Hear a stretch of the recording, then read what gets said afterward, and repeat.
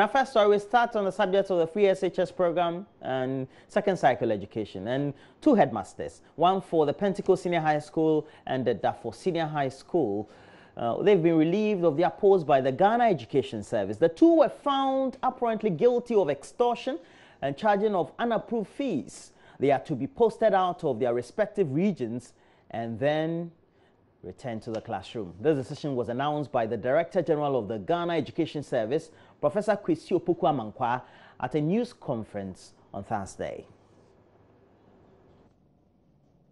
As far back as 21st August, we had given out guidelines on the implementation of the free SHS. We had complaints that they have not received them, and last week when they met in Ho, we further gave them copies.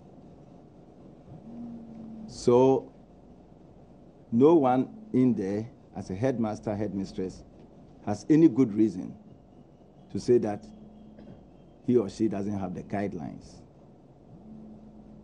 For those who cared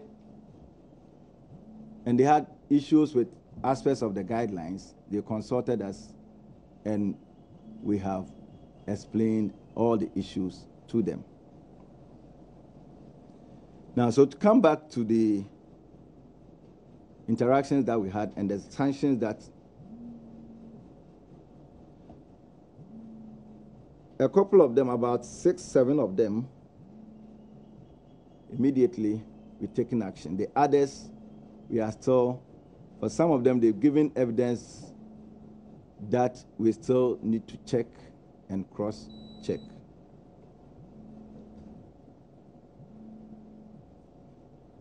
The headmistress of Kwenyaku Senior High School, the headmistress of Ahantaman Senior High School,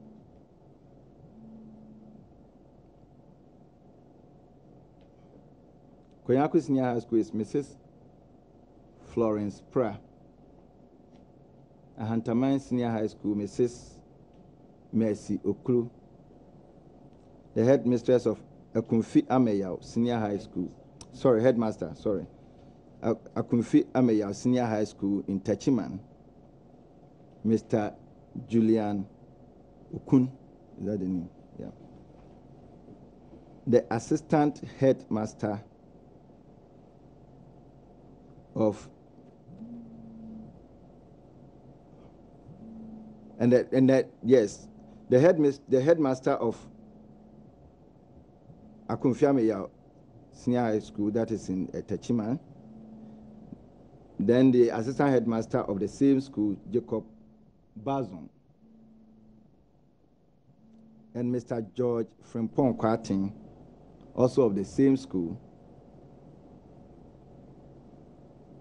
And also Mr. Christian Atram Jeteke. I hope I got the name right. Headmaster of Asisiwa Senior High School. These names that I have mentioned, they have been interdicted pending investigations into the allegations against them. There's a detailed report which specifies the allegations against them. But as I indicated,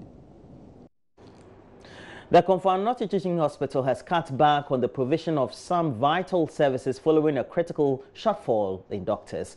The decision was taken on the exit of about 150 junior doctors upon their completion of their rotation at the hospital. An emergency meeting subsequently resolved to cut back on new emergency cases, but continue quality inpatient care for those currently on admissions. Arrangements for new doctors to be brought in or posted has currently hit a snag since the Ministry of Finance was yet to release their financial clearance. The truth of the matter is that no emergency service has been shut down. It is true that we are actually facing some challenges. We've been around to see our service delivery points. The truth of the matter is that no emergency service has been shut down. It is true that we are actually facing some challenges with the exit of the senior house officers and the delay in the issuance of clearance for the new house officers to begin work.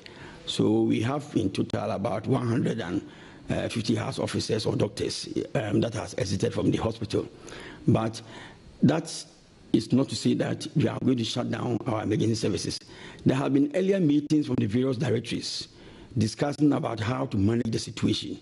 And yesterday there was a top-level management meeting with all the clinical heads, and we all finally came to the consensus that we did not want the public to endure unnecessary pain. So emergency services will continue, but the individual directories were asked to actually examine their core doctors on duty or their numbers available, and to review services that will not require emergency care, such as elective surgeries, for instance. So that's the position currently. And one would want to know how would, for instance, the non-availability of 150 doctors who were active and part of the fulcrum of the hospital, how would this be absence affect healthcare delivery? Oh, certainly it will affect our healthcare delivery services to the extent that the doctors currently available working will be overstretched. They will be called upon to carry out various functions that previously these colleagues who have exited would have done.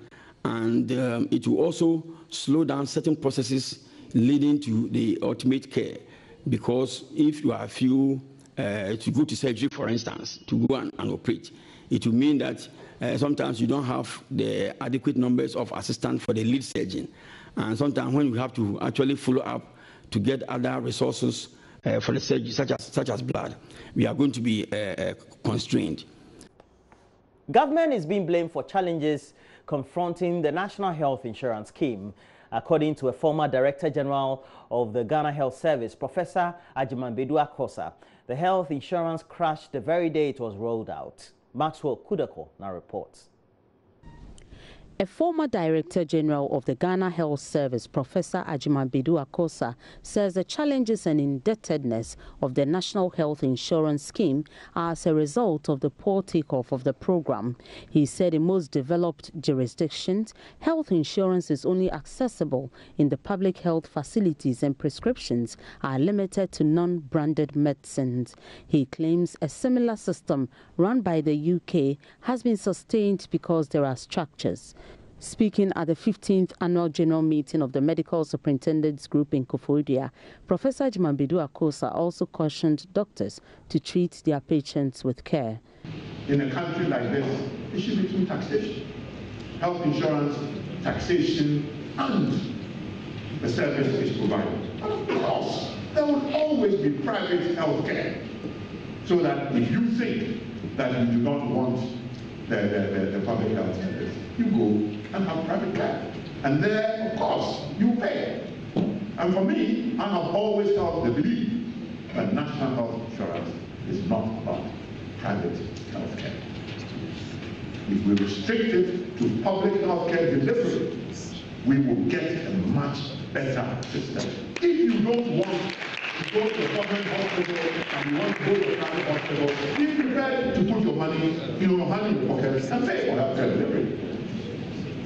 That for me was one of the greatest mistakes that the National Health Insurance, ab initio, starting a health system, thought that we should cover everything.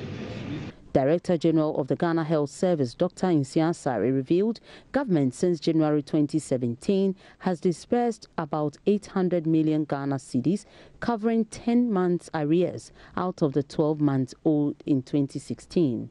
He said the Ghana Health Service will establish a National Health Insurance Scheme desk to check the lapses in claims delivery and payment.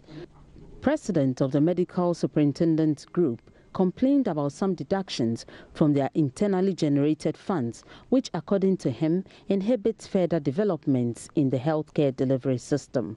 Maxwell Kudeko filed this report for JoyNews. In other news, some Ghanaian importers are calling on government to reduce the huge import duty levies imposed on them at the port. The killer levies they describe has become a disincentive to their businesses, making them fold up. The importers made this known at their first stakeholder meeting with the Ghana Revenue Authority here in Accra. It's been 14 days since the paperless system was introduced. Government introduced a new system to speed up the process of clearing goods, reducing waiting time from 2 weeks to 4 hours, and ensure order at the port whilst blocking revenue loopholes. The paperless system, according to the importers, has been good so far, but they are burdened with huge import duty levies at the port. Here are some of them also lamenting over the 3% VAT charges at the port. It is very difficult because if you put 35% on our duty, import duty or whatever, the biscuits, how are we going to sell them? Because it's too high. It will make the duty so high. Then in the market, when we bring the goods into the market, it will be so high for the consumers to buy. We want the government to reduce the values, especially the 35% that he put in on the biscuits is kind of too high. What are we doing? It's not helping us. The higher the import duty, the higher the value, the higher the import duty. Right now, if you import anything, the government charges you 50% or more straight away. So assuming the goods is valued 40,000, you are supposed to pay 20,000 straight to the government without doing anything. The government will collect that money. So if you talk about VAT, it's value added tax, right? So if you have not added any value to your goods, why should you pay VAT at the port? So in the first place, it's wrong for the government even to take VAT at the port because you have to add value to the item before you can pay VAT. The Executive Secretary of the Importers and Exporters Association of Ghana also urged government to focus on how to make the paperless policy a robust one, devoid of all the current challenges. We have to work within the clock to make sure that the system runs concurrently. And the integration between GCNet and West Blue, okay, because the major job is on West Blue, because if the Custom Technical Bureau Center is down, it affects GCNet. So GCNet can be running, but because Custom Technical Bureau Center, where they do the classification and violation, if that system is not working, I can tell you, GCNet can run 24 hours, you can't clear cargo at the port. And so most of the major challenges that we are seeing is come from the center, the Custom Technical Center, and that is where we have this ups and downs. This is the first stakeholder engagement between wholesalers, importers and shop owners union and the Ghana Revenue Authority since the introduction of paperless clearance system. Meanwhile, the Commissioner General of the Ghana Revenue Authority, Emmanuel Kofi, has dismissed suggestions that there is an increase in import duty levies since the introduction of the paperless system. In an interview with JoyNews, briefly after interacting with some of these importers in Accra, Mr. Nti says his outfit is also working to boost the capacity of compliance officers in order to make the system more efficient. We have said that there have not been any tax duty changes.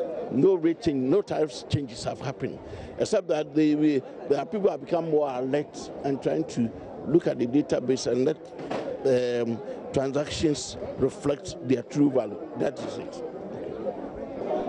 What I'm realizing is that the compliance officers in the stream of things should be increased. But that notwithstanding, we've seen increases in the daily performances of the people. Like on the Tuesday, they were able to do 592 processes that passed through. On the Wednesday, they had 776 processes going through.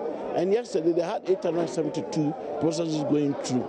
And when you compare the processes which have gone through now, within this learning phase, it's higher than it used to be. And that's it for the latest news update. We have a lot more news.